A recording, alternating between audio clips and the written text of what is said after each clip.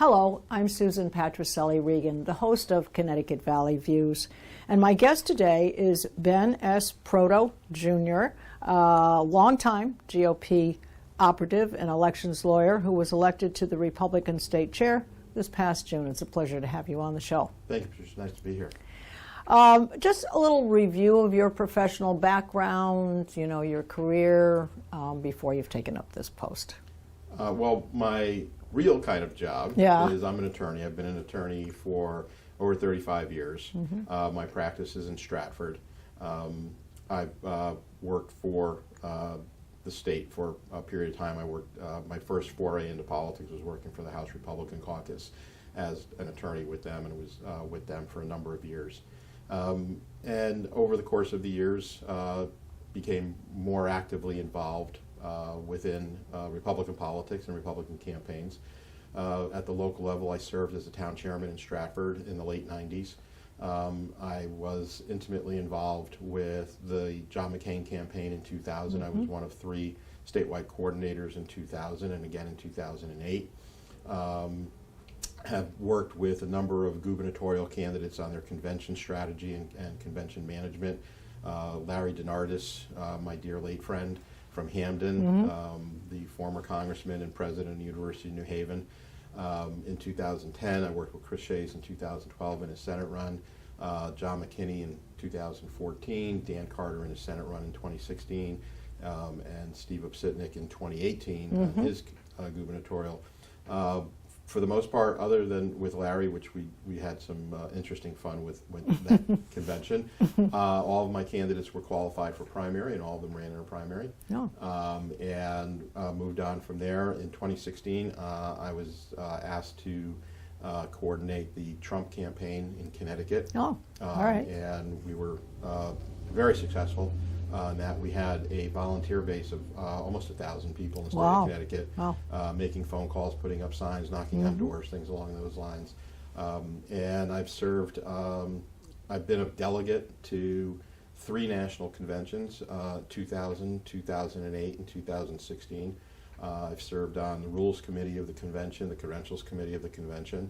So over the years, I've just done more and more stuff within the Republican Party, and this seemed to be a natural progression for me in what I'm doing, and have been having a lot of fun since June 22nd. That's the key, actually, to making a success of things, is making sure it's fun. Because if you look at it as a tedious thing, you're going to begin to dislike it after a while, and when you dislike something, you tend not to put your best foot forward with it. I agree, and I've been very fortunate that once the election was over in June, all of the members of the State Central Committee came together, and we are all working together.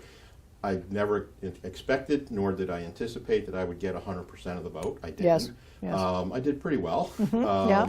And once the voting was over, we all came together. We've been working very closely together on a lot of different things, trying to get our town committees more involved and things, changing some of the direction, the foundation and the structure of the party, brought on 2 tremendous employees, and Chris Zeller, our executive director, and Matt Schwartz, our deputy executive director, and really have kind of changed how we do things with our local committees, our local candidates, and that was evident on November 2nd. Yes, yes. Well, in all of your campaign effort and work that you've done over the years, is there a common thread to campaigns? Could it be something, it's a lot of hard work, or it's dealing with the public? What is it that makes a campaign successful? There's got to be a key to it. Is it putting in the hours? Is it getting to the people? Or is it always a changing recipe depending on the culture that's at the moment? There's one common thread to every successful campaign. Okay. The candidate. Ah. Okay. The right candidate doesn't always mean you're going to win. Right.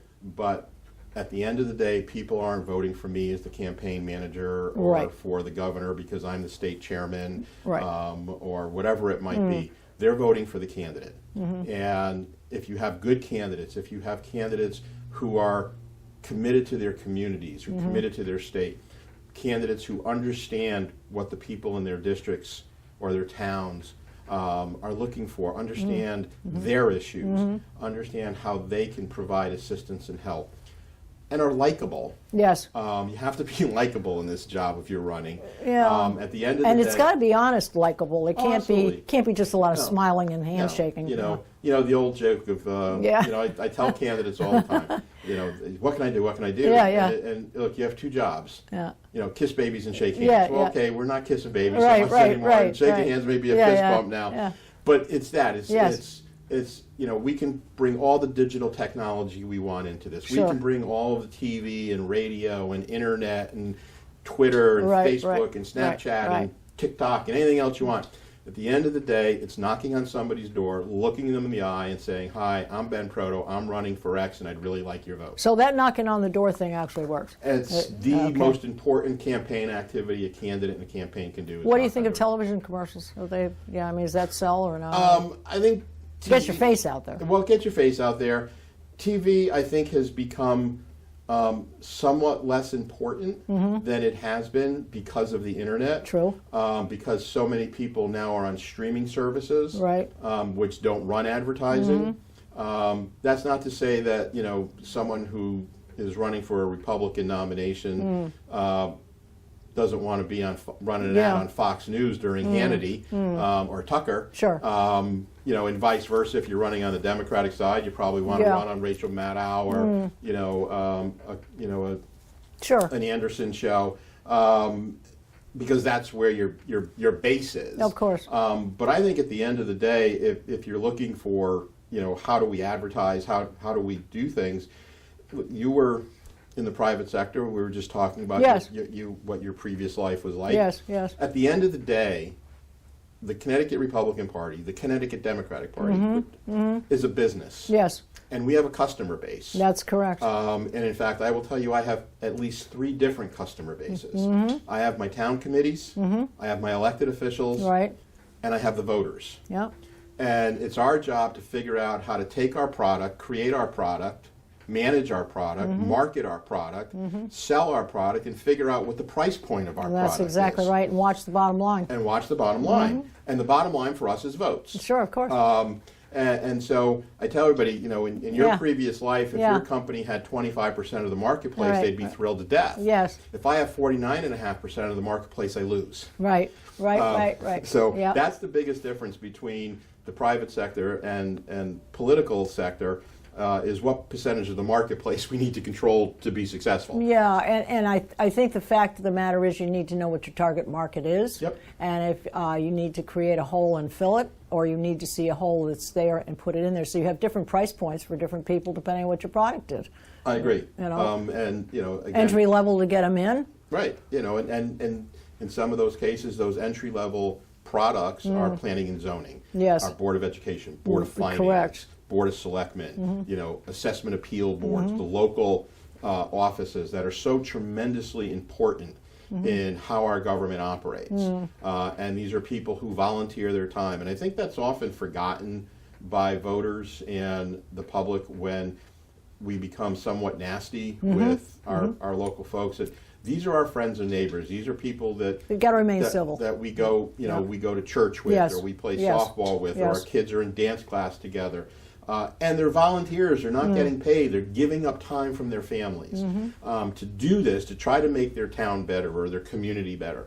And so, interesting, the other day, Nancy DiNardo, who's the Yes. chairman of the Democratic Party, and I jointly did the Connecticut Food Share Turkey Tuesday I kickoff did together. see about that, yeah. And we Right. were both very excited to do it together. Right. That it was important for us to let people know, look, yeah, we have our political differences, but we agree on stuff. And one of the things that we agree on is we need to help folks who are hungry, people who have meal insecurities, people who are not getting the food they need, children who are not getting fed. And there are things we can do about that. And we urged our members, we urged the folks who are members of our party to go into their communities and do that. And that's important. And so if we remember that and we work with that, I think at the end of the day, we make our towns and cities better, we make our state better, we make our country better. Well, that's changing the culture, too, of how politics operates, and we know that it gets down and dirty and brass knuckles, but if you can find those things. What was the final catalyst, Ben, to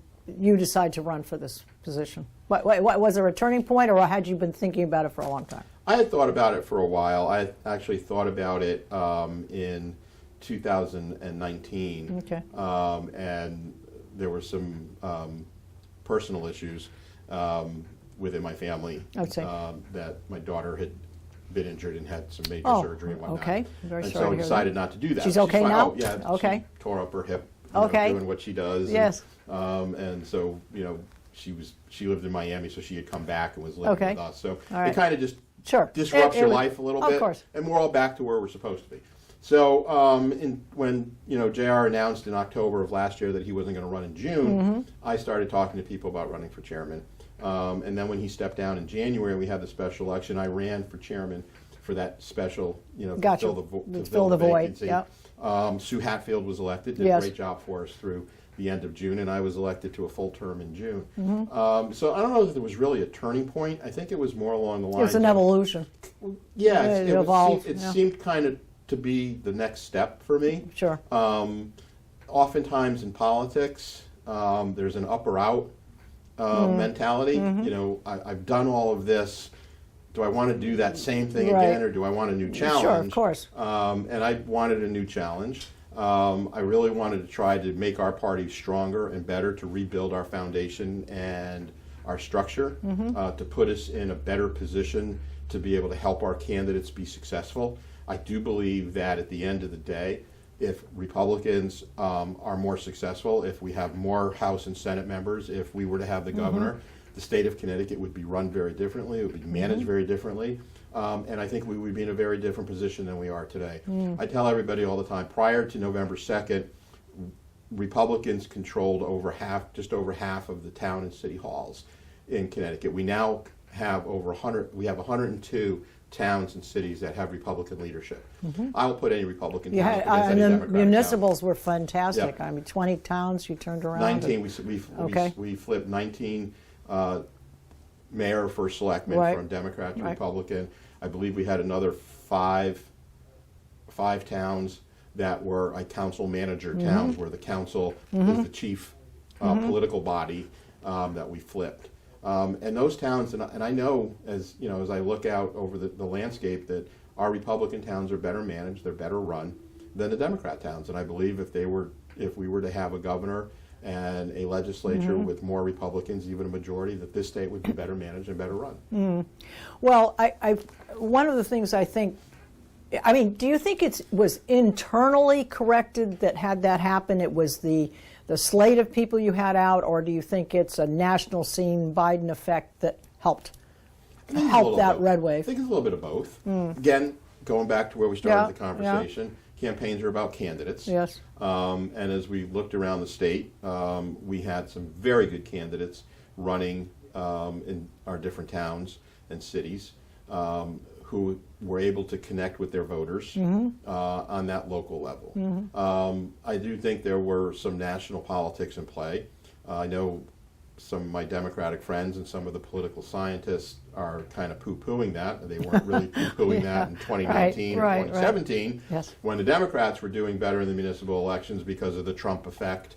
Is there a Biden effect? Sure, there's a Biden effect when you're sitting with a president at a 38% approval rating, with gasoline prices approaching $4 a gallon, and inflation going through the roof, interest rates going through the roof. That has an impact on people when you have some of the situations that have occurred in regards to how parents are being treated by various groups that are really coming down. Very injurious. Yeah, and when you decide to make parents enemies in politics, not a good idea. Not a good idea. No, and I think the Democrats have figured that out. I don't know if they figured it out because they continue to do it, and they've decided that parents are their enemy. Well, all right, let's talk about one thing. I know that by some people's standards, they felt the Republican Party was lacking fundraising capabilities or activities or whatever. What do you see for the opportunities for doing that? I think there are a lot of opportunities. Again, some of the changes that we've made here, we've brought on a digital vendor, which we've not really had before, who has undertaken to work with us on digital fundraising. Whether we all Actually, explain that in case viewers are. email, text messaging. Okay, so digital fundraising, so, okay, versus events per se. versus events. Okay. Mail is still an important Okay. component of fundraising. Events are still, when we just had our Bush dinner Prescott Bush, yeah, couple of weeks ago, where we did very well.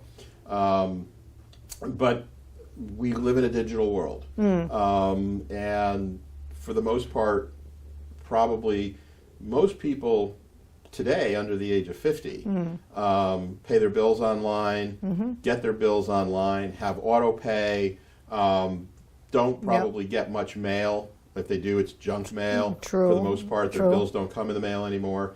And so in 2016, our digital vendor was talking about this. In 2016, 70% of all digital fundraising was done via email.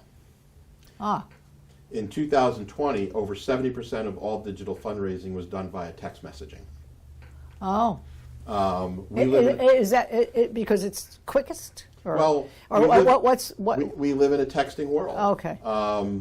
You know, again, I have a 28-year-old daughter and Yes. a 25-year-old son. Yes. Who, if I call them, I'm not always sure they'll answer the phone. Yeah, but they will text. But they, at some point, Yes. they'll respond to that, Yes. like most. Yes. Like most. I've lived through it. You didn't answer your phone. I'm sending him a text. Right. You know, question mark, question mark. Yeah. You know, what are you doing? Yeah, I know.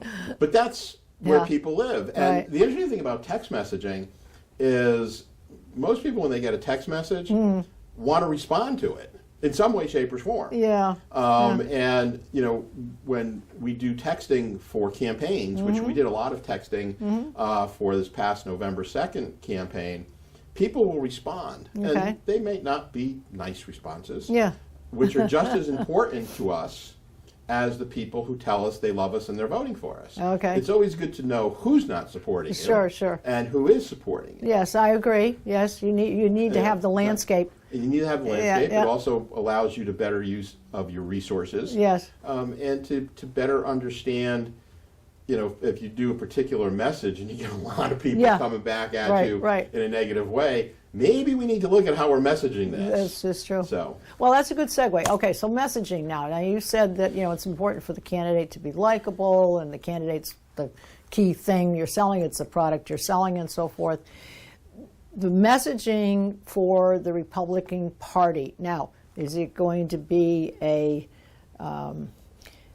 three-part? It's going to be for certain segments of society, we're going to message this way. Is it going to be you've got a special message for the unaffiliated who you're hoping to capture going forward in elections coming up in 2022? Is it you're going to your own speaking to the choir messaging, or is it a message that you hope will be the overall umbrella that will represent the Republican Party to its very best? I think it's some of all of that. Okay. Connecticut is a very unique state in a lot of ways. The way we are most unique is we have 169 towns. We don't have counties. We are, along with Rhode Island, the only two states in the country that don't utilize county government. So that makes us unique in that regard. And by way of example, I've got 169 town committees, and that means I have 169 town chairmen. State of New York, which is roughly 6 times our size, has 63 counties and 63 county chairmen. Oh. So if you're running for office, Right. you're dealing with the counties. Right. So that's one uniqueness. Another uniqueness, particularly within the Republican Party, is the geographical Yes. change within that represents certain philosophical change. Okay. So if you were in the northeast corner, Yes. folks up there are multi-generational, have been here in some cases since we first came to Connecticut, are probably what many would consider to be are more conservative. And we can then go down to southwestern Connecticut, to Darien and New Canaan or Right. Stamford or Greenwich or Wilton, Right. where you have probably what some in our party would call liberals, but they would be probably more moderate. And the interesting thing about each of those Republicans is they each get a vote at the convention to nominate a governor or a U.S. Right, senator. right. And so you have to understand how you talk to those two groups of people, those two Republicans in different parts of the state, who you need each of their votes. Right. But are Without being approaching- hypocritical. Without being hypocritical. Yeah.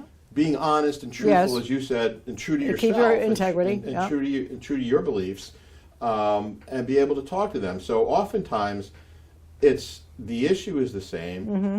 The message and the delivery of the message may be different. And then, of course, if you're going to win in Connecticut, whether you're a Democrat or a Republican, the large group of voters, unaffiliated, are a whole different breed. Yes. And understanding them and what is important to them, again, with being honest and truthful to yourself and to your beliefs, is a different way to talk with them.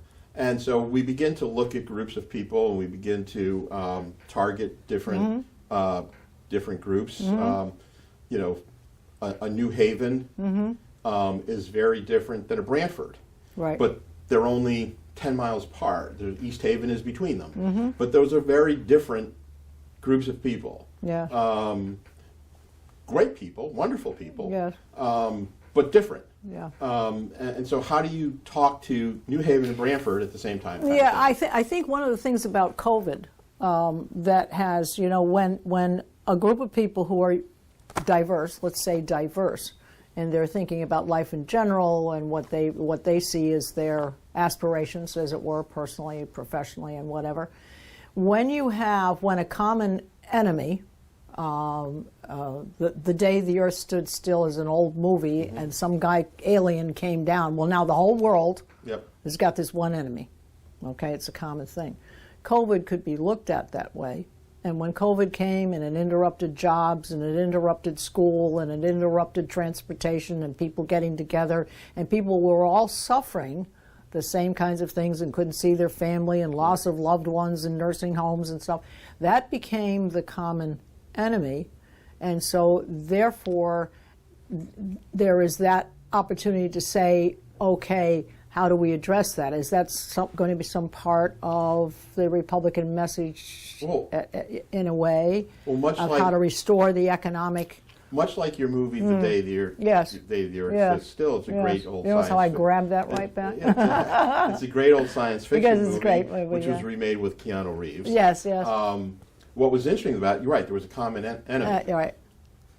But large groups of people had different ideas as to how to deal with that It's quite common true. enemy. Quite true. And that didn't mean that one group was right and all the other groups were wrong. And so as you look at what we've talked about, one of the things that Republicans have talked about is the concept of freedom, and we believe that we have certain personal rights. And look, Patrice, I've said this, and some of my members get upset when I say this. I readily tell everybody I'm vaccinated. I think vaccination is the single best thing we can do to fight this virus. Got it. I don't think that the government should say to you, you must stick a needle in your arm. That's your choice. And I understand that may cause problems for some other people. And at some point, leadership, the difference between a leader and a dictator is a leader has the ability to speak with his or her constituents, convince his or her constituents of the right thing to do, how to go about doing this. What is the common good? What is the social compact that we have, and how do we utilize that? Whereas a dictator can't figure that out, and they just order it. Yeah, of course. Yeah, executive orders. Executive orders. When you're getting into double letters on executive orders, right. You're putting out a lot of executive orders. That's true. And when you look at Connecticut, we are one of the few states, and I think maybe the only state in the Northeast where the governor still has executive power. All the other states. Should there be term limits on that to say, or is it according to the occasion? And then, of course, it's the legislature voting as to whether that continues or not, and who has the majority. Right. So they have limited it, and it was interesting. In August, they were going to come in and do an extension for 6 months, and there was a huge outcry of that. and they reduced it to 2 months. And then at the end of 2 months, they came back and did it till February. Yeah. And the thing that I think bothers me the most, and this kind of goes back to my days of working in the legislature, Yes. is the legislature, and the Democrats in particular, willingly and knowingly gave up their co-equal branch status Oh. and turned everything over to a single Right. executive. Right. And that's not how our system is set up. We have 3 co-equal branches of government for a reason. And when you as the legislator, when you as the representative of the people, the closest to the people in state government say, nope, Yeah. you do it, I'm Right. not going to do it, Right. Right. that's an abdication in my mind. Yeah. Because at the same time, none of them gave up their salary. No. None of them gave up their pension benefits. None of them gave up their health care coverage. They just gave up the They just gave up the responsibility. responsibility in Yeah. their job. Yeah. Exactly. And then and- they can't be accountable for anything later if Well, it's all gone wrong. Right. So, then you get to sit there and go, when the executive orders that worked, you get to say, well, I gave it to Yeah, him. yeah, yeah. And when the executive orders didn't work, say, I had nothing to do with it. Yeah. And it's hypocritical in my Yes, mind. yes. And I think that bothered me personally more than anything else. I get the Democrats have the votes to do what they want. They were elected. They have the majority. They can do what they want. That, to the victors goes the spoils. Yes. I don't believe they ever should have walked away. There was ways to do this, and they should have been there legislating these things as the representatives of the people closest to the people. Yes. We believe in government closest to the people. Governs best. Yeah. It's really been a case of the tail wagging the dog. Yep. And I do think that there is a common thread amongst people that they feel, because of a lot of the things that have happened and the government overreach and so forth, that they're reaching too far, too deep. And I think that's where the garnering going forward for unaffiliated voters are, because Right. that is where I think the continued red wave is a possibility. And I think, where they really You've just lost touch- touched the nerve, Yeah. just a little, one too many times, Right. and now you're rubbing salt into the wound. Right. And that was the whole, they took it to the extreme when they decided that parents were villains. Yes. And, the thing that bothered me the most during this campaign cycle was the cartoon that the Senate Democrats put out. And it was right around Halloween, and it was a cartoon of a woman asking people dressed up as Freddy Krueger and Oh, Pennywise right. Clown and Leatherface and Michael Yeah. Myers, hey, are you going trick-or-treating? Right, They go, right. no, we're going to a Board of Ed meeting. Yeah. And that just said to me Yeah. that they view parents as monsters and villains. Yeah. And as opposed to people who care about their children Yeah. and want what's best for their children. Well, it's really been interesting, and Yes, I it appreciate your candidness about the subject matter. And I want to give the website so they can follow what's happening with the GOP going forward. It's very simple. It's ct.gop. I want to thank you very much for your time today, Ben. And I want to remind all of the folks out there to see all of our shows, and that's on ctvalleyviews.com. This is Susan Patricelli Regan. Thank you for joining me today with my guest, Ben Proto. Thank you.